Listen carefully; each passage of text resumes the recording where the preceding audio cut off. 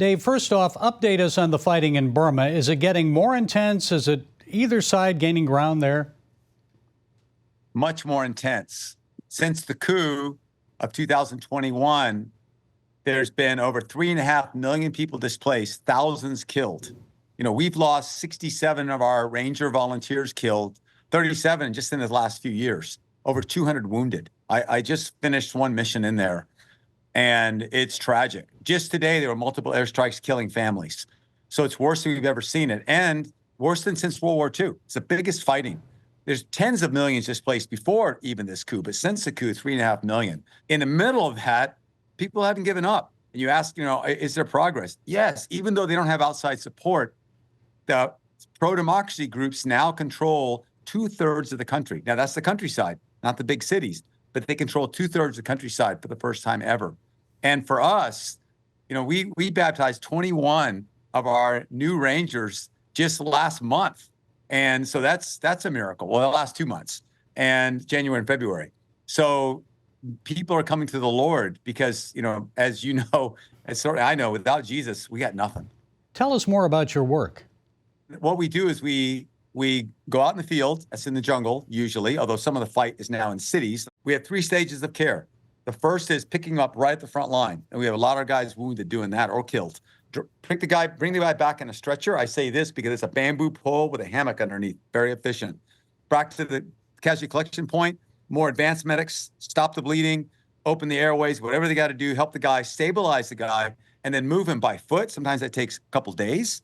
Or if you're in a town, you get in a vehicle and drive back to a surgical team, which is some other volunteers who are real surgeons and taking more intervention and, finishing the amputation, opening the guy's chest up. This was just a couple weeks ago. Go ahead and tell us about the kids playing the games and giving them the gospel. Tell us about that.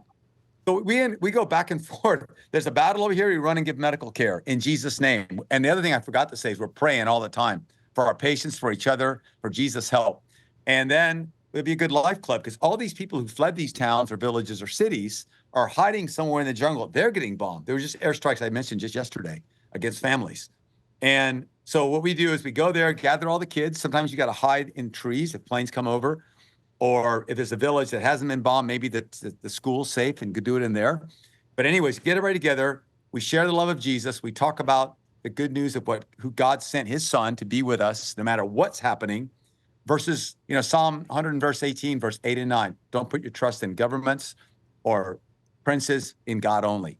And then we play games, we sing songs, and you can see the atmosphere. Next thing you know, people have forgot the wars. Every time the kid will come up to us or mom will go, I forgot we're in a war for one day. Thank you for giving me hope.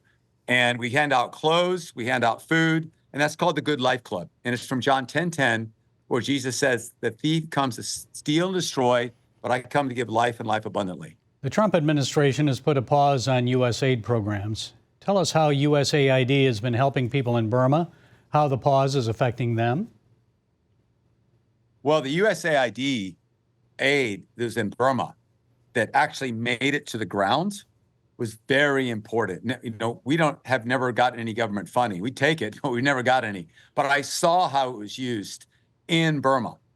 And very effective. Vaccine programs and public health, feeding IDPs, people who are internally displaced, helping run sanitation programs, helping dig trenches to save people from airstrikes. And I remember just when the coup started in 2021, it was a USAID official in Rangoon, where the embassy is, coordinating with me and others to help people that the dictators are trying to kill escape. And so for me, I'm very grateful for the help that USAID was able to give to the people in Burma. I think some of the impetus of these cuts or stops are good for more transparency, more efficiency, less waste, more money making it from congressional allocations actually into Burma. I agree with all of that. But I really want to encourage our government. The aid that was being sent into Burma was effective. It was not wasted. It wasn't on any political agenda. It was saving lives. And so I hope it continues. Well, some still question the value of international aid. So in your experience, Dave, how does this help U.S. interests abroad? Well, it's finally love, isn't it? When we're in trouble and someone comes and helps us, no one forgets that. We've helped Burma soldiers that looked me in the eye and said, I'll never hurt you. In Iraq, even against ISIS, most of these ISIS guys actually completely fanatical. They would fight you to the death, but not all. And I remember helping some that were wounded, and they said, we wouldn't have done this for you. Why are you doing it for us? Because of Jesus. It's your only chance too, man. And I've had it later on meet some of these people that defend us because we're their friends. So when the U.S. helps, first of all, God is our greatest rewarder. God tells us to help those in need as with whatever you have. It could be, some loaves and a fish. It could be just whatever you got. It makes a difference. And it makes people's heart. It wins friends and it puts us with God. That's the best combination, friends and God. And then your enemies also will respect. They may not like you, but they respect that.